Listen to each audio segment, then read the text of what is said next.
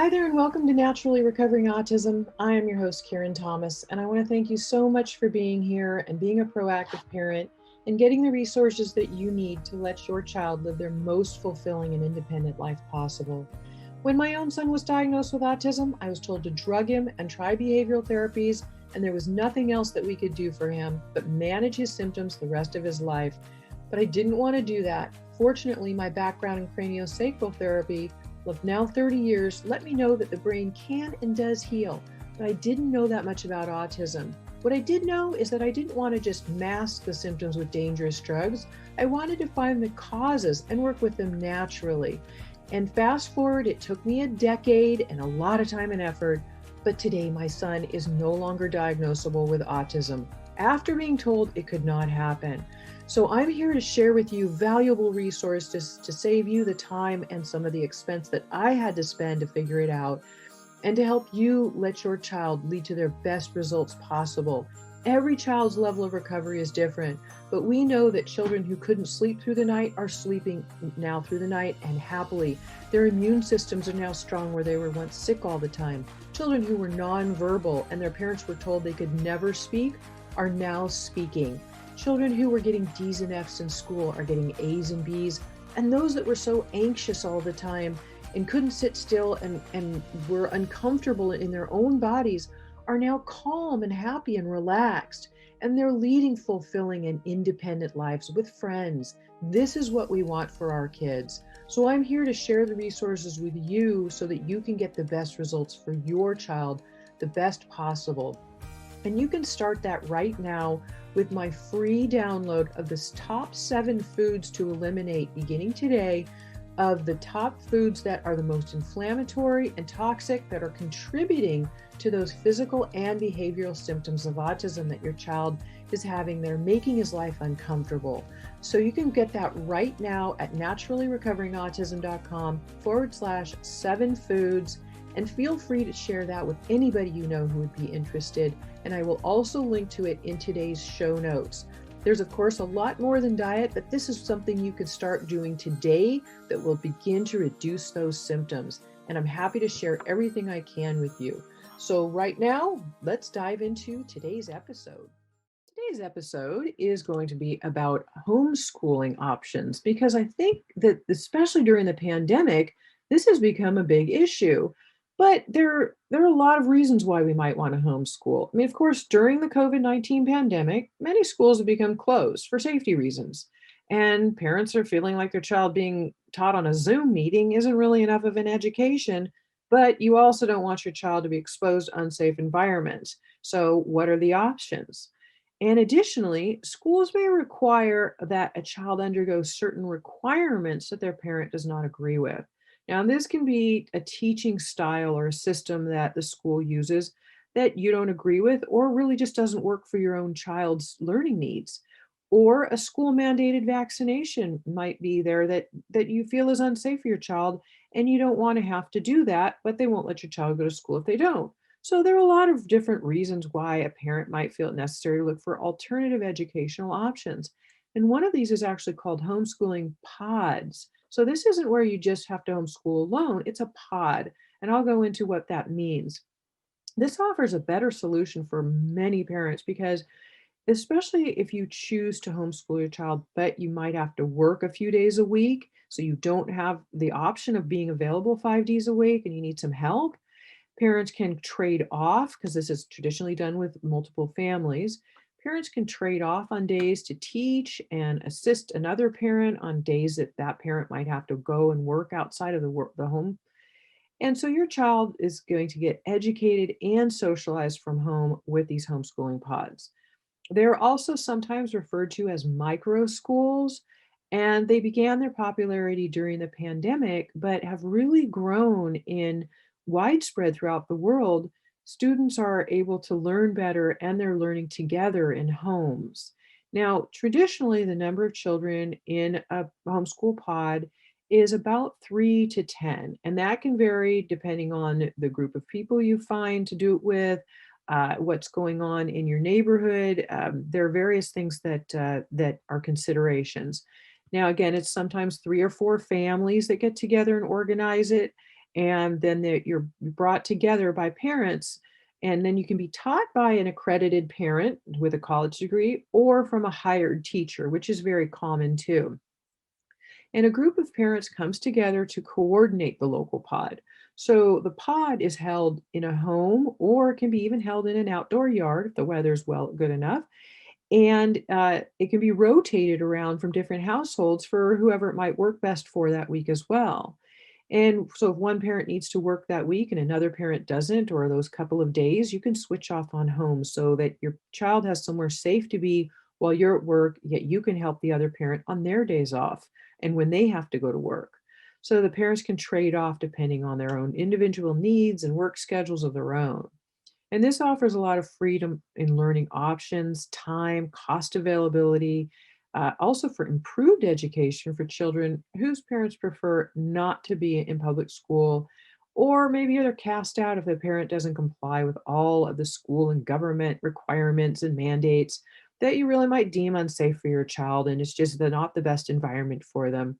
So this way, it can be an additional option. Homeschooling is basically made easy by pods because they can be anything from independent study to personalized or all inclusive programs or blended. So the time of year is also of no concern. Educational classes can begin in a pod and start at any time of the year, at any time. Children can learn social skills, they can have fun, and it also offers parents a nice break. It can be a complete curriculum, or it can be a supplement to something else you've already got going, or it can be blended as well. And you can choose how many days you want your child to learn in the pod or to learn from home. So you have a lot of options with time flexibility as well. And again, what is working best for your child and their personal needs? So to keep it safe, it's suggested, of course, during the pandemic that families within the pod are not socializing outside of it much, and that they're, of course, wearing masks to minimize exposure. But we know that children with autism sometimes have a hard time leaving the masks on, or it frightens them. So, if you can have an environment where you can stay 6 to 8 feet apart from each other and they can leave their masks off with a very small group, and especially when the weather gets nice and you can do this outdoors, that can be really, really helpful as well. So, how do you find these pods or create one of your own? So, Facebook actually has a growing number of groups. So, if you go on Facebook and in the search bar, you can type in the name of your town along with the keywords homeschool pod or micro school. And if you live in a very small town and nothing appears, then you can also type in the name of the nearest larger town near you. It may require driving a little bit depending on where you live, but you can also become a facilitator of developing a new pod in your own town. There are likely people in your neighborhood or even your small rural town that are having the same needs as you just don't know about them. So there are things like the Backyard app, which also is a way to find things in your local environment or put it out there to people in your community what you're looking for, and others will often join in on that. So it's really not hard to create your own. Just find a couple other people in your area to work with, and you can be able to do these things too. And here are another couple of resources, and I'm going to be sharing the resources today on the show notes at naturallyrecoveringautism.com/113. So you'll be able to find these as well. But all of your options that can go and work best for you can be out there availability on not only Facebook, but Facebook does have some things like the San Francisco based Facebook group. It's called Pandemic Pods and Micro Schools. And they have over 9,500 members in that already. And this just started this year.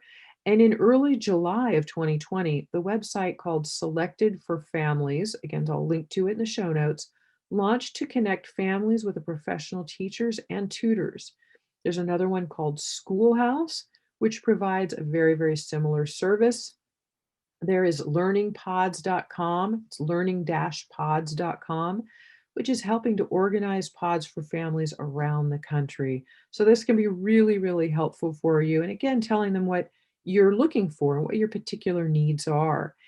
And if you know other families, again, in your neighborhood or in special needs services in your area, and you ask them if they're interested in forming a homeschool pod with you, then this might be a way to find other people of interest as well. You need to just sometimes reach out and people are there. You could also explore adding an aide into the mix. This can be helpful, especially for parents of other children with autism, or if there are any other special needs in the group, you can look at hiring an aide altogether. So the expense is spread out. Somebody could come in and work with a child at any given time that might need a little additional acceptance or assistance as well. And on certain days of the week, maybe they don't have to be there every day.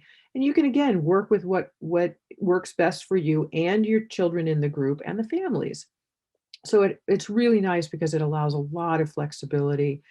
And ultimately, just think about your child's strengths and their challenges to determine the best option for your child.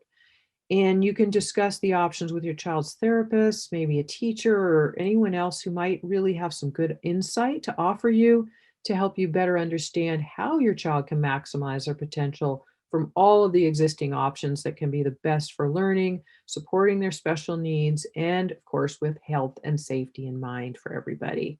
So, again, today's show notes will be at naturallyrecoveringautism.com/113. And yeah, I think these homeschooling pods are really a great idea. And I truly believe that after the pandemic has ended, that I think they'll continue because so many parents have found it to be such a really, really wonderful option. And again, leaving you with more options, but also helping you to not feel isolated like you have to always do it alone. And families supporting one another, especially working parents who can shift off and other people who are supportive, who are getting to know your child and their needs, and who you want to hire to come in and help teach your child and all of the children in the pod that is the best environment and the best learning that you choose for your own child. This gives you all ultimate choices because it's really about having more choices and more options. So I hope this is really helpful for you. Thanks for being here. Please share this. If you like the episode, please go on iTunes and give me a rating there because it's really helpful for other people to see that as well. I appreciate it, and to help share these resources with everybody as much as we can and help support the parents in our community. So thanks again for being here. Have a great week, and I'll see you next week.